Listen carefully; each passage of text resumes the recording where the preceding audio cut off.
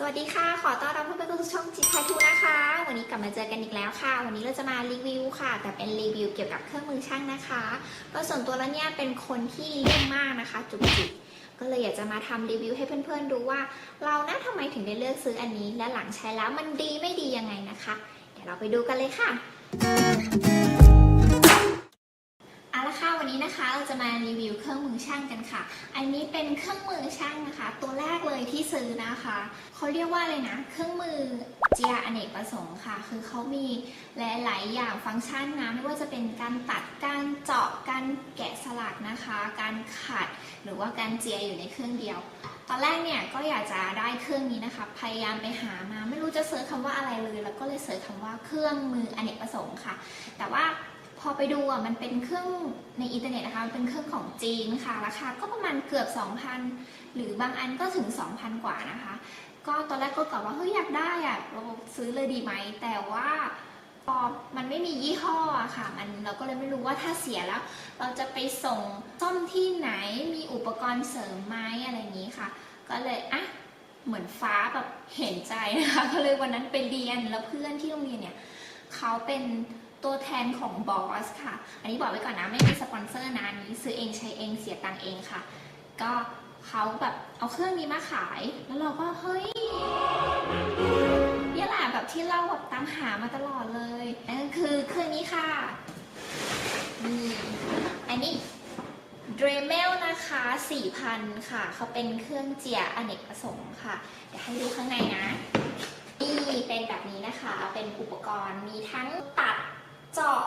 แล้วก็เจียงานขัดนะคะแล้วก็เกะสลักอยู่ในเครื่องเดียวถามเพื่อนว่าราคาเครื่องนี้มันเท่าไหร่เพื่อนเขาก็บอกตอนนั้นจำไม่ได้นะคะมันนานแล้วอะประมาณ3 ปีได้แล้วก็ 4,000 นิดๆนะคะต้นๆนะคะไม่ใช่ปลายๆก็เพื่อนก็เอาไหมเราก็เฮ้ยเอายิ่งพอรู้ว่าเขาเป็นอยู่ในเครือของบอสนะคะแล้วก็แบบเฮ้ยของบอสอะยังไงมันก็ต้องทนทานแล้วก็แข็งแรงแน่นอนรับประกันอยู่แล้วนะคะตอนแรกก็ถามเพื่อนว่ามันมีรุ่นอื่นอีกไหมมันมีอีกรุ่นหนึ่งนะคะรู้สึกว่าจะชื่อ Dremel 8,050 ค่ะ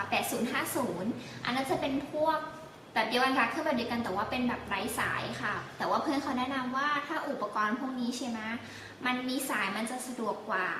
ก็คือเราไม่ต้องมานั่งกังวลว่าแบตเตอรี่จะเสื่อมไหมจะพังหรือเปล่านะคะเพื่อนก็เขาก็แนะนำมาอย่างนี้แล้วก็เลยโอเคงั้นเราซื้อแบบมีสายมาดีกว่านะ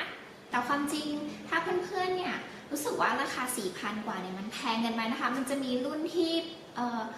เก่ากว่านี้นะคะจะเป็น 3,000 ไม่ใช่ราคานะคะหมายถึงว่าชื่อรุ่นเขาก็จะมีอุปกรณ์น้อยลงดังนั้นเนี่ยถ้าอุปกรณ์น้อยลงเรื่อยๆเนี่ยราคามันก็จะถูกไปตามนั้นนะคะอันนี้จะเป็นรุ่นที่มีเครื่องมือ65 ชิ้นนะคะมีเครื่องมือเขาจะอยู่ในกล่องอย่างนี้นะคะเขาให้กล่องมาให้อันนี้ไม่เกี่ยวนะนี่ฟองน้ำก็เขาจะมีหลากหลายอุปกรณ์นะคะมีทั้งที่ขัดนะคะมีขนาดต่างๆให้นะขัดไม้นะคะหรือว่าไว้ขัดโมเดลได้นะคะอันนี้ก็เป็นงานขัดเงานะคะขัดเงาก็จะเป็นนี่ค่ะจะเป็นผ้านะคะนี่แล้วก็อันนี้จะเป็นแบบสกอตไบรท์ค่ะสวมต่อกับหัวที่เขาให้มานะคะอันนี้เราเป็นอุปกรณ์ง่ายๆเลยนะแล้วก็สวมแล้วก็หมุนแค่นี้ค่ะเห็นไหมใช้งานได้ง่ายมากๆเลยค่ะต่อไปก็จะเป็นงานเจียนะคะนี่อันนี้เป็นหัวเจียค่ะอันนี้ก็เหมือนกันนะคะมันมีหัวที่เขาใช้สำหรับรับคมพวกมีดหรือว่าพวกอุปกรณ์เลื่อยนะคะแต่ว่าโหมดนี้ไม่เคยใช้นะคะไม่เคยได้ลองแต่ว่าถ้าหินพวกสลักหรืออะไรอย่างนี้นะคะหินที่ใช้เจียอย่างเงี้ยแนะนำให้เพื่อนๆนะคะไปซื้อตามร้านวัสดุได้ไม่จำเป็นต้องซื้อของตัวยี่ห้อเขาเองเพราะว่ามันจะแพงเกินไปค่ะแต่ถ้าเป็นพวกงานตัดหรืออะไรอย่างเงี้ยให้แนะนำว่ายังไงก็ต้องซื้อของเขาเพราะว่าเพื่อความปลอดภัยของเราเองนะไม่ใช่เราไปซื้ออย่างอื่นมาแล้วแบบมันใส่ไม่พอดีแล้วอยู่ใบมันหักหรือมันกระเด้งขาดแล้วมาบาดเราเนี้ยอันนี้ไม่คุ้มนะคะนี่จะเป็นใบตัดค่ะนี่ค่ะจะเป็นใบแบบนี้นะอันนี้ก็เหมือนกันก็คือสวมเข้ากับอันนี้ที่เขาให้มาสวมง่ายๆเหมือนกันก็แค่กดลงไปดันแล้วก็หมุนตามรูแค่นี้ค่ะเห็นไหม อันนี้เป็นใบตัดเพชรค่ะอันนี้ซื้อมาแยกต่างหากนะคะซื้อมาเนื่องจากว่ามีหัวตัดอีกอันหนึ่งนะคะเป็นอันนี้ใช้ตัดไม้ได้แต่ว่าตอนนั้นน่ะลองเอาไปตัดกระดาษอัดนะคะแล้วกระดาษอัดไม่ค่ะควันขึ้นเลยก็เลยเปลี่ยนมาซื้อเป็นอันนี้นะคะเปลี่ยนมาซื้อเป็นหัวตัดแบบนี้แต่ความจริงเขามีอีกหัวหนึ่งนะคะที่เป็นฟันนะคะสำหรับตัดไม้โดยเฉพาะแถมอันนั้นเขาจะขายมาพร้อมกับหน้ากากกันค่ะหน้ากากกันข้างนอกเพื่อไม่ให้มันบาดมือหรือว่ากลัวมันกระเด็นเข้าตาคนใช้อะไรอย่างนี้นะคะก็มาดูอย่างอื่นนะคะที่เขาให้มาคืออันนี้เป็นวงเวียนค่ะใช้สำหรับตัดไม้นะคะก็คือใส่เครื่องนะคะลงไปอย่างนี้นะลงหัวอย่างนี้นะคะแล้วก็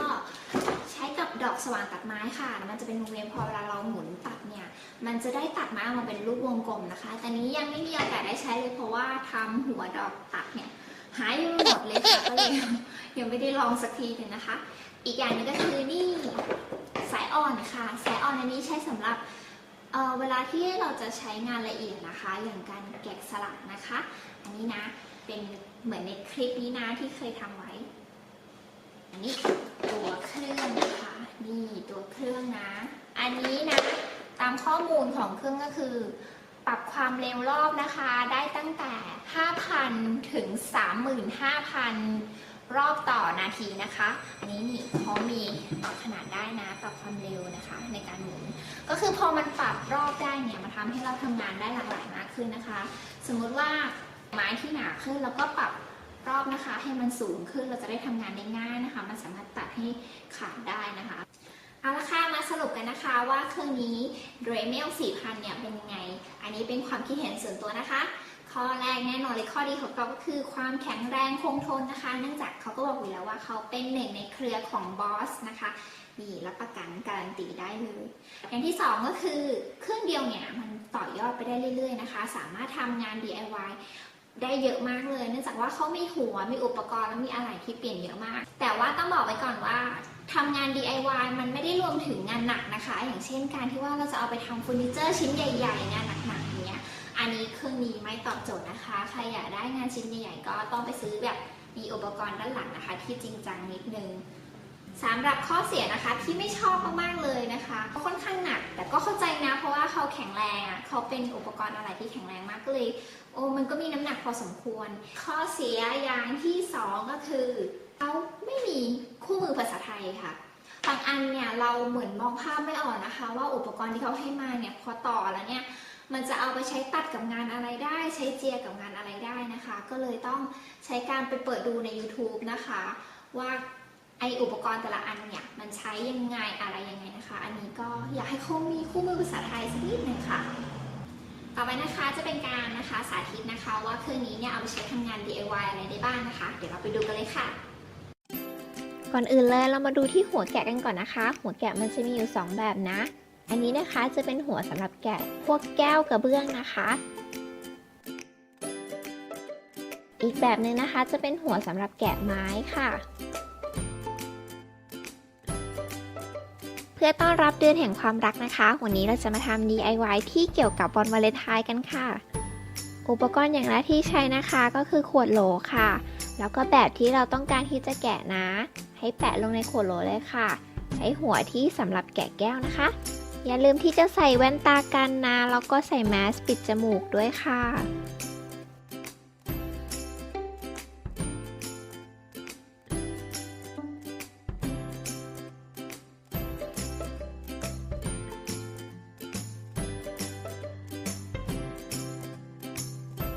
ใส่ไฟขดลวดและดอกกุหลาบลงไปในขวดโหลเลยค่ะ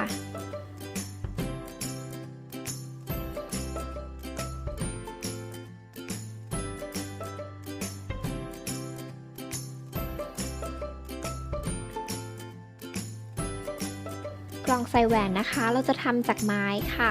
ให้เรานะไปปริ้นแบบนะคะเป็นรูปหัวใจเนี่ยมาแปะไว้บนไม้นะคะสำหรับไม้2แผ่นเนี่ยเราใช้เทปกาว2หน้าติดด้วยกันนะคะเพราะว่าเวลาเราแกะออกจากกันเนี่ยมันจะได้แกะได้ง่ายๆค่ะตัดไม้ตามแบบเลยแต่ว่าให้เว้นออกจากขอบมาหน่อยนึงนะคะเดี๋ยวตอนหลังเนี่ยเราค่อยใช้กระดาษทรายนะคะในการขัดแต่งอีกที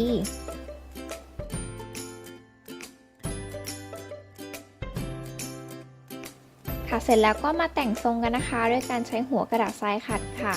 ให้เริ่มจากแบบหยาบแล้วค่อยไล่ไปแบบละเอียดค่ะส่วนขอบของกล่องนะคะให้เปลี่ยนมาใช้มือนะคะใช้กระดาษทรายขัดนะคะให้มันมน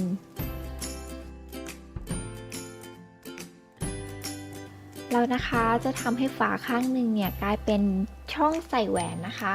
โดยการใช้หัวแกะสลักไม้แกะสลักให้เป็นรูปหัวใจเลยค่ะต่อไปก็เจาะรูสำหรับใส่แม่เหล็กนะคะเพื่อที่เราเนี่ยจะทำให้ฝาของเขาติดกันทาสีย้อมไม้นะคะบนกล่องแหวนต่อไปก็มาผสมกาวนะคะติดแม่เหล็กกันค่ะ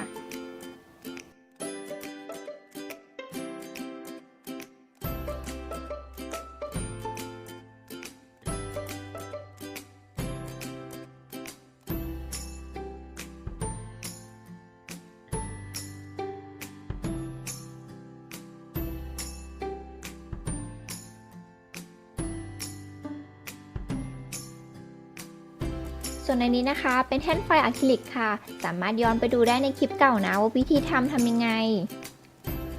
ใครที่มีคำถามสามารถพิมพ์มาถามได้นะสำหรับวันนี้ไปก่อนนะคะสวัสดีค่ะ